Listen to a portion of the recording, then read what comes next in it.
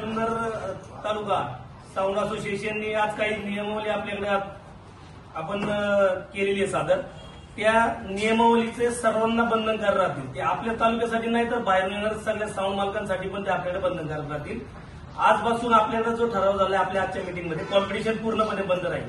आपला साऊंड व्यवसाय चालू करत असताना जे कोणाचे साऊंड समोर येतील प्रत्येक साऊंड मालकांनी काळजी घ्यायची की आपला साऊंड 2 मिनिटांमध्ये बंद करायचा. कुठलीही पार्टीला किंवा कोणाला आपला आवाज मोठा दाखवायचा आपल्याला नाहीये. त्याच्यानंतर दुसरी नियमावली आपण जाहीर केलेली आहे. कुठल्याही साऊंड मालकाने आपली गाडी साऊंड व्यवसायासाठी बाहेर काढत असताना गाडीचे पहिले पेपर क्लिअर आहेत का नाही ते पाहून मग गाडी बाहेर काढायची आहे. ते आरटीओच्या नियमानुसार सगळ्यांनी गाडी पासिंग करून मग आपल्या गाड्या व्यवसायासाठी बाहेर काढायच्या.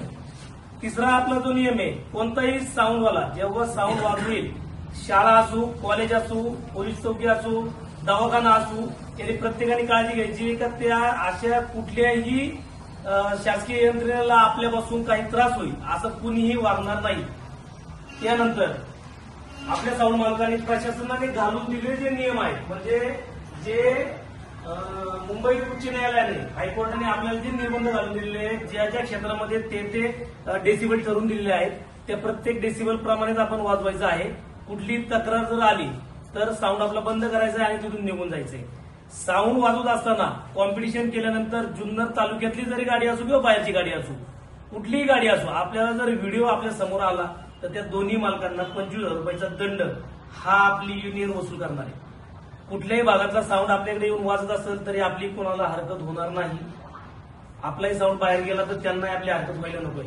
पण कुठलाही साऊंडवाला आपल्याकडे वाजवायला आला तो त्याच्या ओळखीने ऑर्डर घेतोय, तो त्याच्या हिशोबाने तिथं वाजवणार आहे.